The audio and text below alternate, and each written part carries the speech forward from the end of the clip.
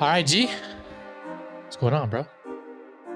Dude, I'm just dying to watch this Redeem Team documentary, honestly. Yo, so I'm waiting for Sunday night to just go in on this. I know you saw me post the stories about it and stuff, and you're probably seeing so many viral clips and things about Kobe. But well, actually, who's your GOAT of basketball? Do you have one? Like for you, just for I mean, you, that's, like. that's tough. I mean, because I'm thinking about Kobe because of Redeem Team documentary, I'll go there. That's an easy answer. Okay, yeah. Because for me, obviously, from like I said, I grew up watching Kobe, so he's my GOAT. But it's obviously weird seeing it because rest in peace, obviously. But like, man, like the Mamba mentality, I can't wait for you to see it because the Mamba mentality is such a real thing. Because when I finished the documentary, I basically realized, okay, if Kobe didn't play, they lose. That's Yes. basically what I learned in the hour and a half. They would have lost the whole thing if he didn't play. And the way he treats Pau Gasol in the finals and the mental games you saw he that plays. clip? Yeah, I saw that clip. Yeah. That takes. I mean, do you think he ahead. invited Pau? Do you think he invited Pau to his that get together, like to soften him up before the game, or do you think that's just like made up? No. I think he was probably the ultimate. He was the person who played mind games the best in the whole league, and maybe in the world, he may have been top tier. But for him to run through his chest in that first play, and when he's like literally his brother, I was like, oh, this guy's so different. Everybody's like, oh, he's just. You hear all these stories about Kobe, right? The Mamba mentality, the work ethic, but when you see the stuff like that, and you see LeBron, Carmelo, Chris Paul, and everyone echo the same thing, like he's literally psychotic in a good way. Just he's different, man. He's different. Might need to have a Kobe episode one day. Totally. Yeah, let me know obviously after you watch it. I'm curious. What's been going on in your world recently? Things are chill. Excited. I'm back in Canada. Thanksgiving is literally today or tomorrow. I think it's tomorrow. So after this, are you a Thanksgiving person? I was about to say, I like that you're not prefacing this with Canadian Thanksgiving. No, you're just calling it Thanksgiving. Thanksgiving. It's Thanksgiving. Like I've been blessed to be in America for Thanksgiving, which I love because it is definitely different. The food that's prepared, just the things that happen. But are you like a turkey cranberry sauce person? Because I like this. I like the ceremony of Thanksgiving, the food, the turkey and cranberry. Maybe not so much. Oh, interesting. What about pumpkin pie? Pumpkin pie, I'm down for. Stuffed potatoes, I'm down for. Okay. If you have a plate, right now, what goes on your plate? Cranberry, stuffed potatoes, a lot of salt and pepper. Okay. That's probably it. And then the dessert, just saving room for the dessert. Okay. Fair enough. The one thing I love about American Thanksgiving is that there's always mac and cheese, and that was something that I don't know, for whatever reason we never had. Mac and cheese is like a staple food in my diet, so I was very impressed with that. Outside that, we'll be in a food coma later and probably watch another Netflix series. But kind of talking to you about this earlier, like as we're starting to build Brown Ballers and our personal stuff, we're starting to get unique opportunities, which is exciting. So we'll talk about this later on further too. But Goop was offered a radio show, which I think is pretty cool and exciting. Very cool. Kind of do something in the sports world and just like I said, get what we're doing out there. We kind of talked about like how we're stronger together.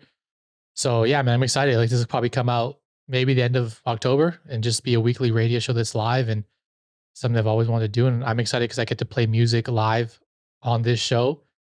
And the only thing percolating through my head mainly is like, what are all the tracks that are going to be played to represent who I am? Because there's so many, I have like a wide range of music. I'm just like you. I think yours is even wider. You're way wider than mine, but it's going to be a mix of like, Bollywood, rap, hip hop, R&B. There's going to be like Avicii and dance in there, some techno. There's going to be a lot of like interesting things. So I'm excited. I'm more excited about that, to be honest. So how do people check out the show? Where can they go? Yeah, so it'll be on Turn Universal Radio, and like we'll post it. So if you follow me, I'll be posting about it soon. But it's basically a Canadian radio station that's based in Edmonton, where I'm from, but it obviously broadcasts everywhere. So it'll be cool. And yeah, if you follow me, you'll be able to hear about it. So I'm definitely excited about that. It'll be a lot of fun. But what's funny is we recorded this episode like a while back, and we can be transparent about this. Like from when obviously everything is evolving. Every single day, we're evolving as individuals. We're also evolving as a team, entrepreneurs, learning each other, figuring stuff out. People still don't understand. Like, we've only met a couple times.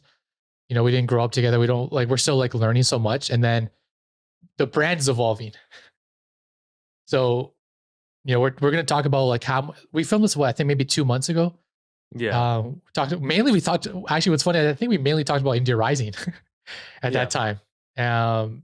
Before we even get into what this episode is, how are actually? I'll preface it first. But the main point of today is, you know, what are we building? What is Brown Ballers? Where does India Rising live, and what are we doing? But I want to ask you something before we dive into stuff. It's like, how have things evolved in your eyes? You know, it's from when you started to now. How much have things changed? Because I know it's been a lot. I mean, since we chatted about this specific topic like 2 months ago, like the main kind of takeaway that I've been feeling a lot is just the amount of inbounds we've gotten on our socials has just increased a lot for people like calling out certain athletes or calling out things they want to see. And that's good. That's validating. Like when people are reaching out to you saying like, we like what you're doing here, or like, we don't like Yeah. this.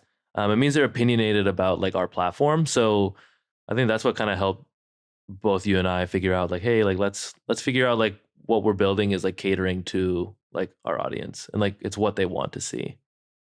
I think that was one of the coolest things, like you said, the inbounds. And I think it's more beneficial for obviously for us we're experiencing like to have fans that care that will call us out on whatever happens. Cause otherwise, you know, we'll just go in circles doing what we think is right. But you know, Yeah. getting that feedback is, you know, it's like crowdsourcing a brand, right? I think that's what one thing that makes social media so unique is that we can do that and people can have their opinions and it'll help us shape what we're doing. What we've seen in the last couple of weeks, actually, through your friend groups and different people giving us opinions, it's helping us shape where this is going. Yeah. Like here's the thing, like the name change or not even the name change, just like the title Brown Ballers, like it is inherently kind of political, right? Like everybody's been kind of like, oh, like, okay, like what does brown mean? And I think that's been what's been, I think both personally and professionally, the most interesting thing to dissect is like, you know, brown does mean like different things. Like it's not just South Asians. Like there are, Yeah. Latinos refer to themselves as brown people. Like other demographics do the same thing. But I think what's been cool to see is just throwing this language out there into like the social media verse. Like people are getting excited about like a sports and cultural platform that is both for Daisies, whether you're in the diaspora or the subcontinent, and Yeah. like nobody wants to say like take over the word brown. That's like a weird thing to say, but it's just like be more intentional about it. Like, you know, it's no surprise that South Asians feel weird when they click or check Asian on like a demographic form. You know, like I don't know. Exactly. Do you feel that way? Like, do you Yeah, feel it's just weird. Why isn't Brown there? so? Like, okay, so that's the question, right? Like, why does that feel weird? Because I mean, I personally, I just don't identify as that. Like, I get the word is like a bigger thing, but it's like for me, it's like I'm just brown. So that's the thing we've been talking about. Like a bunch of my friends and I, we were like saying, like, if you grew up in the UK, like you say you're Asian, and like you don't really think about it. But in the States, if you're brown and you say you're Asian, like it just feels different. That's interesting. I didn't And even you're know that about UK. and, I'm and you're curious. saying, yeah, like I just like it's interesting. Like Like for in me, Canada, is yeah, like what's the deal in Canada then? I would assume just I'm obviously just one Canadian, but I've never heard another brown person that's Canadian say like I'm Asian. Yeah, It's literally I'm brown or like obviously South Asian, right? But it's yeah, literally like I'm brown. Like, yeah, and I've never heard that Asian. That's why the UK thing is interesting to me. yeah. But It's on that. It's also on that clip too, which we posted a while ago about Bikram Gill at the Commonwealth Games, and they're doing the announcement right on the big screen, and they say like tons of yes, British Asians studying.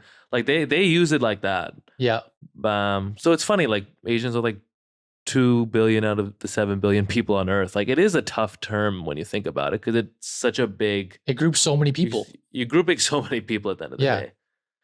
it's an interesting thought. Yeah. This is a perfect segue into like what we're building. So, what exactly is Brown Ballers? The TLDR is Brown Ballers is the sports and cultural hub for South Asians. And I think what I've been throwing around a lot, and some people relate to this, some people don't, but like think about BET and like Yeah, what that meant for the culture back in the day. Like brown people haven't had their own version of BET. And something on a personal note that like strikes a big chord with me is like, again, day after day, like I encourage like people who are listening to the pod to like try this out or whatever. Go to a brown kid that you know loves sports and ask them who their favorite athletes are. Like it is crazy that we still like can't name anyone outside of cricket. And it's for all the wrong reasons. Just in these last few months, since we started this brand, there have been like two major developments. Rajiv Ram is like the world's number one doubles player in the world. They're Indian people are the third largest like demographic of people who play tennis. Like it's the US, China. Yeah. It's actually the China, US, and then India. And you know that like regardless of where you live, like we love watching the US Open. We love watching like the Wimbledon. Like you ask those same people if they know who Rajiv Ram is, like that's not really the case. Another one which I thought is wild is like there's only 30 countries in the world that have run a 100-meter in less than 10 seconds. Only 30 countries. And one of those countries, and the only South Asian one, is Sri Lankan, Yupun Abekun. And he broke that record just like 2 months ago. And he's literally like half a second slower than Usain Bolt. Which is crazy. Yeah, like, I don't know. Like, we just like should know who these people are, and we should feel like less alien to the realm of sports, right? So that's what this is about, because every time I ask people like who are your favorite brown athletes, like I also don't know these answers. Like I'm uncovering it as we go through this together. 100%.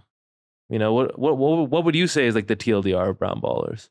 Because there's Yeah, also the sports side and then the cultural and entertainment side too. yeah, I think the biggest thing is like what you just said is I just want people to know, like, it's not that me and you are sitting up here on a pedestal saying we know every single person. Exactly. It's also a discovery process, you know, and understanding like where they are, what they're doing, and who they are. And for me, like going back to like brown ball is like I think the coolest and biggest thing for me is like I kind of just talk about like the culture of sport. It's like we're able to uncover so many things that revolve around being an athlete. That's again where the podcast comes in with guys like Tesher and Happy and like other celebrities and entertainment. But for me, it's just like it's hard for me to answer this question because like now I'm just gonna say exactly what you just said. Because 2 weeks ago when you mentioned this the first time, you said BET. I can't get Brown Entertainment out of my mind.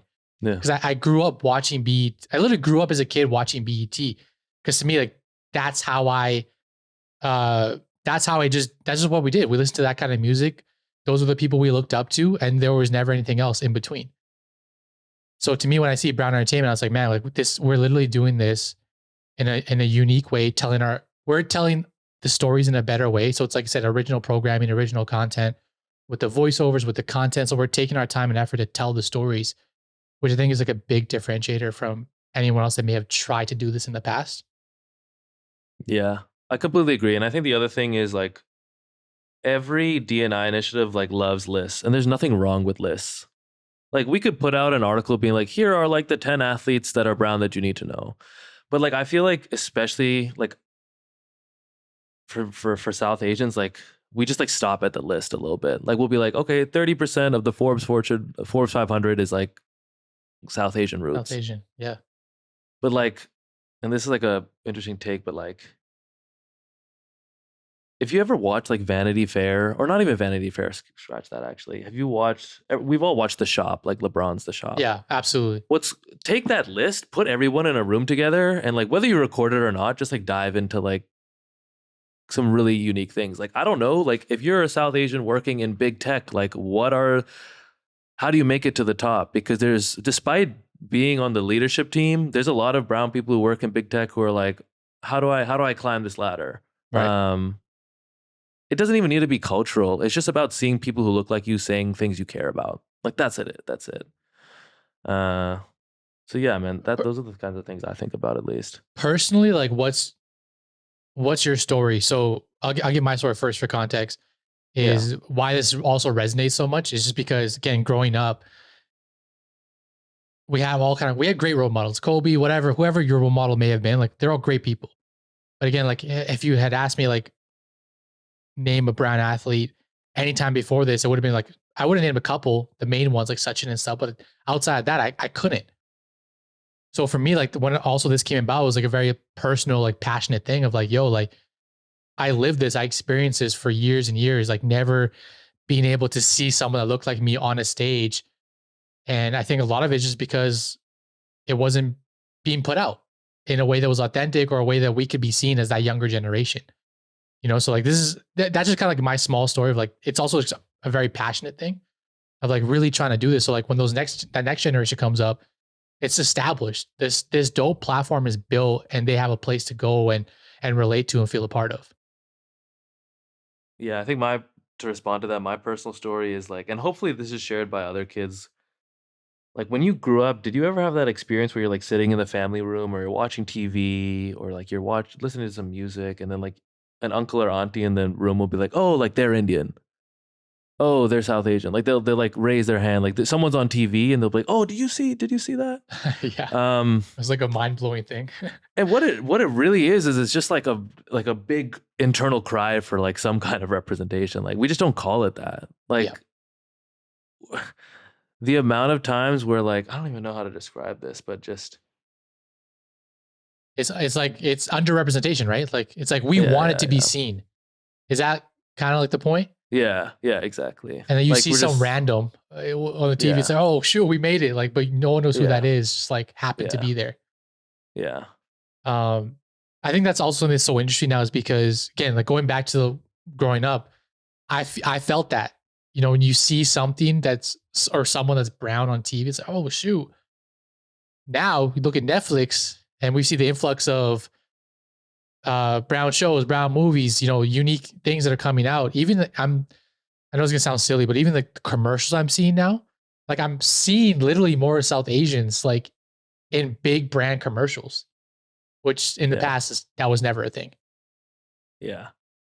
It's interesting, it's So let just me ask you this then. So for those types of people, like what is a brown baller? Because that's the other question we've been getting a lot. yeah. This is a great one. So obviously the confusion is people think when you hear the word baller, this is what I think. You think first of all, you think basketball because we have India Rising, and that's technically what a basketball player is. They're generally baller. And on the other side, you think maybe a baller is just a person with a lot of money. And I equate that to I don't know if you ever seen Ballers, like the Rock's TV show. Yeah, It's actually one of my favorite shows. Like it's basically generally an athlete. For us, a baller and a brown baller in that respect is so much more. It's entrepreneurs, comedians, actors. It's not just it's artists. It's not just athletes, and that's why the podcast. That's why we're starting. You'll see us branch out a little bit more. And the podcast was our first like media platform to do that, where it's called Brown Ballers Podcast, so we can bring in more than just athletes and start building out what that culture of sport is. Um, there's so many dope examples. I'm gonna actually throw it to you because I know you have some heavy hitters as examples. But if you had to just pick three off top right now as examples, who would be your three as brown yeah. ballers? I mean, before going through those names, like, I think just something important to share is like the brown baller universe is not a small scope. Like the South Asian diaspora is the world's largest and wealthiest. 25 million people, $400 billion worth of spending power. It's Like this huge. is not a small, you know, like there's a really good publication out there called The Juggernaut. And like they called themselves the Juggernaut for a reason. Like it's not some small blip in the radar. It's like Yeah, a big entity looking for something with a lot of spending power. So um if I had to pick like a all-star or like Hall of Fame for this list, like who are the three people I'll select? I mean, obviously it's easy to throw Hassan Minhaj at the number one, so I'm easy. obviously going to do that. I'll throw Riz at second, and then maybe to spice things up and go in like a different direction is probably Lena Nair, who's the CEO of Chanel. I like Like I that. think those are my three. I like that. I like that. Yeah, Someone that's popped up recently is actually there's so many people that we can go through, but I just been vibing a lot lately, and obviously with AP and Dilg, and like he just had his Netflix. Have you seen that, by the way? His Netflix movie. yeah, very strong, very strong. Uh, you know, Again, going back to Brown Ball, he's an artist now. He's also an actor, and he's entrepreneur. He's doing so many things. Like these are the type of people that embody that word. I just want to say quickly, it's dope to see these guys cross over. Also, not just in music, but now Yeah. Netflix feature. So Crazy. Diljit has this song with Tory Lanez, Yeah. which is like a really nice track, Chauffeur. And I was thinking to myself when I was listening to it, like, I can't tell you the number of times I've heard Pepas in like the last like 2 to 3 months. Like, there's nothing wrong with that. I love Pepas. The beat on But that's like, crazy. do you think we'll ever reach a point where like, let's call it Punjabi hip hop. Punjabi hip hop is like mainstream in North America the way like reggaeton is, or like maybe we never will. Like, or like, well, what does it take for us to get there? The hope for me is that we get, this may sound silly. The hope for me is that we can maybe play a small part in getting it there. It's not today, tomorrow, Yeah. but in the next few years, like how can we elevate that? And you know, there's so much that can still be done. Like, I was even just this real randomly just came to me. We just did the pod with Happy Singh. And I was thinking, man, like, this guy's such a cool person. He's about to go on tour next year. Can we follow him around and just vlog it or like docu it? You know what I mean? And just like start like really telling more of these stories. Because what I learned is like, I don't know what it is, but I feel like a lot of the people, a lot of brown people, just like we don't know how to make content or we're not used to it. And I feel like that's where part of the downfall is like, yo, like he's like, he's kind of like, how do we do this? I'm like, yo, you just need to have one camera guy follow you. It's actually Yeah. easy. And then you just send it to an editor Yeah. and it's done. And, I think some people think it's just this overlifting thing, but I'm rambling now, but I just feel like I hope we play a small part by doing certain things like that and having our platform grow to where, we're putting more of these stories out there. Yeah. It's funny because literally yesterday when we were doing this, when we were playing Chauffeur, like we were at a bar, we had the aux, there's a ping pong table, like a bunch of people there. Um and we put on Diljit and like obviously like a diverse bar, like there's people from all parts of the world there. And like me and my friend were like, can we play this? Like, is this like, can we do this? And I think it was really kind of frustrating, that internal conversation or that inner voice in your head, because you're like, I don't know, like you hear tons of like non-English music in the States all the time. Like, why is it's not a thing. Like, we can definitely just play this. Just Did you occupy play? the space. Yeah, Yeah. of course we played it. Yeah, and then we just played it. But we were just like, that was like a silly thing to go through. Like, of course it's not going to be mainstream if we're not the ones championing it. Like, Yeah. if we're not even the people who love the music, if we're not playing it in public spaces, how is it going to get anywhere? Eh, So like that's actually something like I think we've all experienced that at some point. Is like, is this the right time to do this, or is this the right time to play? And it's like you It's just said always if the you, right time, right? yeah, It I feel has like it's to always be. the right time. And the thing is like, and you know this better than anyone. Like you're a DJ, like good music. So like if I was in a place and like I knew who you are, your background a little bit, and you put something on, I'd be okay. Like I respect this dude. I'm gonna listen to this because it's probably gonna be some dope stuff. So it's like, and that's another reason I'm excited about like the radio part is like I think a lot of people don't understand. I'm a closet. This may sound weird, but I'm a closet like old school Bollywood because this is Yeah, how I yeah, grew up. sure. I grew up listening to 100 hours a week. So like if I'm home at work and I may need to like zone in, I'll throw on like Spotify's 90s 2000 Bollywood playlist, and I got my tracks and I'll just throw them on and zone out. So I'm excited. I feel like we also have to do our part to make it mainstream. Essentially, like long story short, like you're at a Yeah, party, because like do it. there's many people in the same boat, and it's Yeah, just like it doesn't need to be a individual solo experience. yeah. Like yo, if you're Yeah, if you're listening to this, like play the track, drop that shit. Like just you, play. Yeah, just play what you want. yeah, play what you want, enjoy it, and then play some more tracks after that. Yeah, Um, this is great. I'll always love hearing like the small little anecdotes on the side. Um, obviously, what we're building, we started with I think I've said this more, but like I kind of treat this as like Marvel. Like phase one of Marvel was this, phase two is that. Phase one of Brown Ballers and what we were building was India Rising.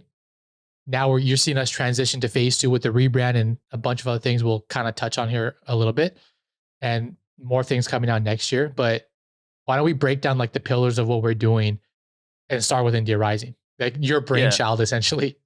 yeah. I think like for Brown Ballers, there's like 5 key pillars. One, and like obviously the biggest priority and the one that's most well known, is India Rising, which is like a pro basketball team, like our redeem team, our dream team. Yeah, Easy, that's it. easy. Playing in tournaments like the TBT and others. Second is like a nonprofit foundation. I think a lot of people want to give back and contribute to the space. A lot of people want to do it and get a tax donation. A lot of people need a little incentive to get involved, which I totally agree with. So that's point blank, obviously, what a foundation is there for, to like push the culture forward in meaningful ways and give back. Third is media and content. Like I was saying earlier, like we're not in the business of making lists. We're about making original content. Um, we're not retweeting stuff. We're like creating net new things. That's the only way we can push this 100%. forward. Four is apparel and merch. You know what it is. You guys have seen the hoodies. You've seen the stuff. And then five is live events. Because at the end of the day, like it's really cool to be digital first and online. But at the end of the day, we want to like occupy space. We want to like throw parties, like tournaments, clinics, camps. And those are all coming in 2023. Yeah. You said a lot of exciting things there. I want to touch on the apparel real quick, let people know we're working on some cool things. Like I said, as the year finishes up and 2023 comes about, we will have some dope items for everyone to rock and wear. So I'm definitely excited about that. Me and G are kind of working on some really cool ideas right now. I love that you said, obviously we said events, but I also love that you said kind of like, I guess, networking type events and just like ways for us brown ballers all over the world Yeah. to get together. That's essentially what it is, right? Um, and we kind of talked about this too. Is like what we're trying to do is cultivate a community all over the world, right? Me and you doing it is great, but like as soon as we start involving different cities, different countries, and we start really seeing like, oh man, we got brown ballers everywhere, and they want to host events, they want to put on for us. That's what's going to be something cool for us to see. I think over the next few years as that develops. Totally. I was gonna ask you a question around apparel and merch. Yeah, I feel and like when you think about like South Asian flavor for clothing, like are you wearing that kind of gear outside of events like say Diwali and Holi and stuff like that? I think that we're going to have the opportunity to make that type of apparel that's so dope that you could wear it to whatever function, but also so dope that it acts as a streetwear piece or acts as you going out for dinner, with the wife. Like I basically like I want our apparel to be like multi-use and like multifaceted. Like it's not just like here's this thing, it's the Wally design or the Wally focus. Like no, like you could wear this at any point. Yeah. And it's a new Uh, take on something you've seen every other brand do, but it's now with our style and with our flair. I was gonna say just a quick shout out to the folks behind the South Asian New York Fashion Week. First time ever. Something like that has never been done. You guys should It's definitely huge. check them out. Big first year, and I think a lot more to come. Um, they're like killing that game.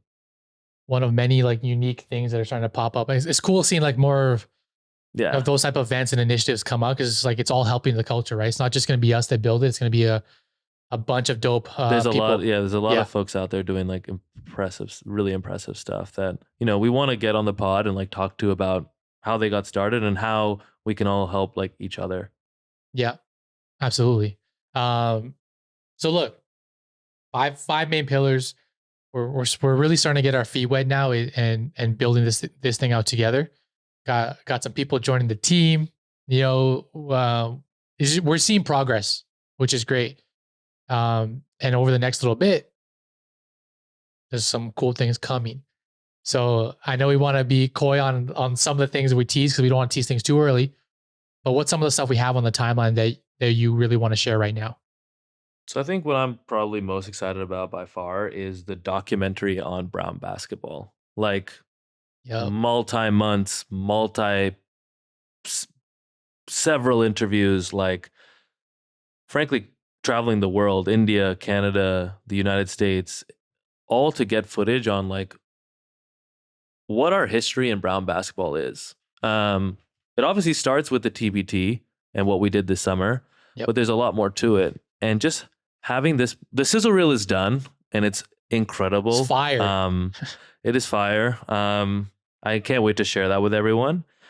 But what excites me most about it is that like we're just like documenting and creating history. We're gonna go film in 4 days here on campus. We are going to Phoenix next week to document the journeys of so many brown basketball players all reuniting for the Buckta Classic in October in Phoenix. Um, and here's the thing that I think I really want to like emphasize. Like a lot of people say like, okay, like cool, getting this on like a major streaming platform like a Netflix or an ESPN. Like there already is like, you know, there's one in a billion. There is the brown basketball like Satnam Singh's journey. Yep. Why do we only need one? Like why do we only need one thing? Um yes, there is like some brown basketball content out there, but we can't be satisfied with just like one piece of content. And I Nope. think what we're doing is providing the whole scope. I think something that I've been really interested in diving into for most of my life is like that question sometimes you get asked, like, are you Indian? Like, like I don't even know what that How means. But Indian I are mean, you? I do know what it means. But like, you know, like, are you from the diaspora or not? And I Yeah. think this will be, again, this is what I'm most excited about with sports. Just like lessening that divide between diaspora and subcontinent and being like, look, we're all kind of like on the same team. Like, yes, it is different, but like we're all at the end of the day, for people on the outside, we like all look the same. Um, That's and I think facts. this documentary is gonna like spit a lot of facts and shed a lot of light on like identity politics in sports, which I'm like pumped about. Absolutely. And before you keep going on some of the other stuff we have, it's just kind of popped in my mind is obviously the documentary is like all about basketball and obviously India Rising and what we're doing with that. There's basically a main differentiator between India Rising and BB in terms of the problems that they're solving and why we created them. Can you just touch on that real quick? Yeah, I mean, I think the main distinction is India Rising is about showing the world that like brown people can dunk and like are athletic and are sports people. BB is a bigger take on like the cultural contributions of brown people to society in general. Yep. Like we don't want to pigeonhole ourselves into any sector. Like it's about telling a broader story. Is Exactly. how I explain it, but I'm curious to get your thoughts too. That's exactly it. I love that you say like just showing brown people can dunk. It's just like a funny anecdote to me. It's like, yeah, we do need to see it because like when else are we going to see it happen? Yeah. The other thing too is just like it's just showing that like we have these with India Rise stuff. It's just showing that we can like play basketball, man. Like, and you always say this too. Like people when they hear India Rise and like, oh, you can be 5 feet tall, 5'5".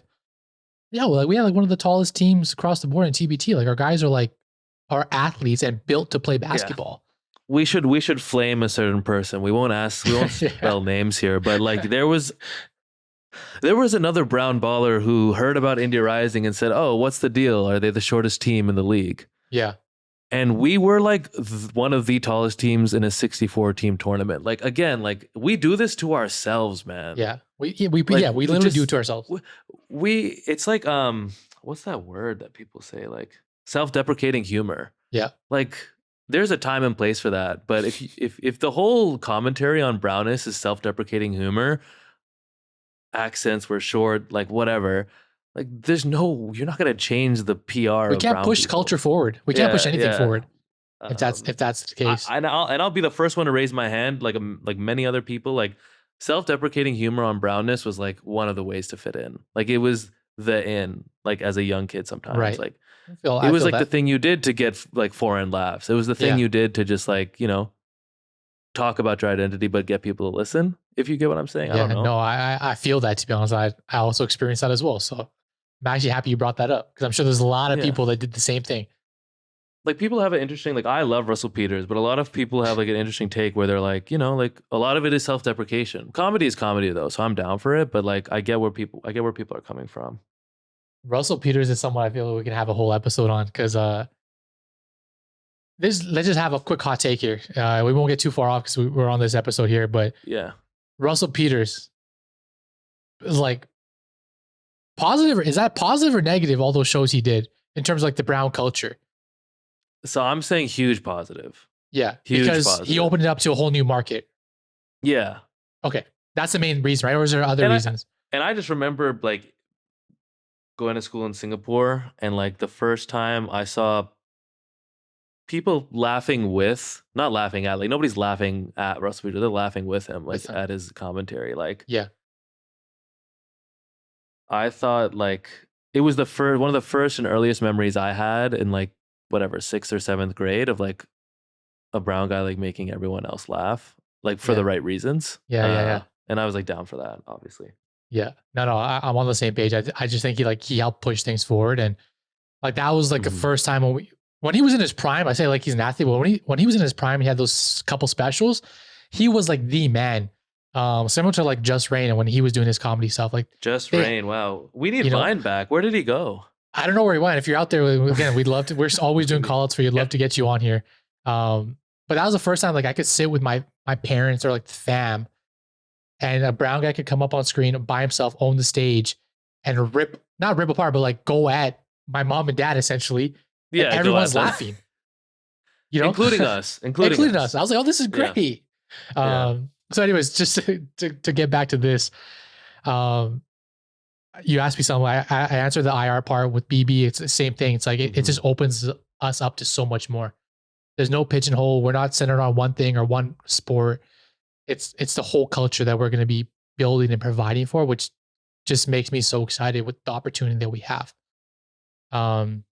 Just going back to the other stuff with the timeline. You know, I know you touched on some other things. We got some grassroots things coming up. We may be going to India. I'm going to throw it to you to see how much we want to reveal on this episode. All I'll say is before summer next year, like Brown Ballers is like a global operation, and you'll see that. Say less.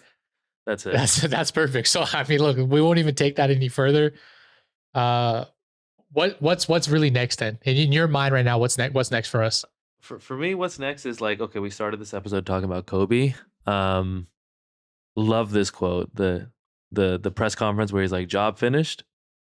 I don't think so. Job's not finished. Like, we have a lot of work to do with our Indie Rising basketball team. Like, we are going back to the TBT to finish the job and win games. We weren't able to do that this past summer. Like, we had a lot of benefit, we achieved a lot of our goals, but at the end of the day, it's about winning games, and that's all I'm really thinking about for what's next. How can we put ourselves in the best position to go do that?